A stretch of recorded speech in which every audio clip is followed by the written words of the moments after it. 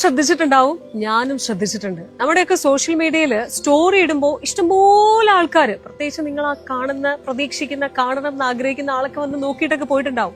പക്ഷെ ഒരു പോസ്റ്റിലേക്ക് വരുമ്പോൾ നമ്മൾ എപ്പോഴും എല്ലായ്പ്പോഴും കാണുന്ന പോലെ ഒരു ലൈക്കോ ഒരു കമന്റോ ഇല്ലെങ്കിൽ അടിപൊളി ഞാൻ കണ്ടിരുന്നു, സോ പ്രൗഡ് ഓഫ് യു എന്നൊരു വാക്കോ അങ്ങനെ എത്രയോ പേര് നമ്മളെ ഫോളോ ചെയ്യുന്നുണ്ടാവും.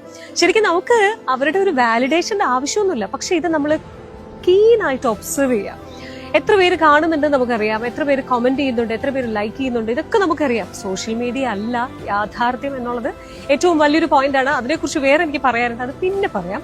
ഇപ്പൊ ഈ പറഞ്ഞു വന്നത്, ഈ പറയുന്ന ആൾക്കാരുണ്ടല്ലോ, നമ്മളെ പലപ്പോഴും ഞാൻ പോലും അതിശയിച്ചിട്ടുണ്ട്. അതായത് സെലിബ്രിറ്റീസിന്റെ അല്ലെങ്കിൽ വേറെ അവർക്കറിയാത്ത മറ്റു പല ആൾക്കാരുടെയും കോമന്റിൽ പോയിട്ട് അല്ലെങ്കിൽ പോസ്റ്റിൽ പോയിട്ട് ലൈക്ക് ചെയ്തിട്ടുണ്ട്. അത് പോപ്പപ്പ് ചെയ്ത് നിൽക്കുമല്ലോ, നമുക്കറിയുന്ന ആൾക്കാരെ നമുക്ക് കാണാൻ പറ്റുമല്ലോ.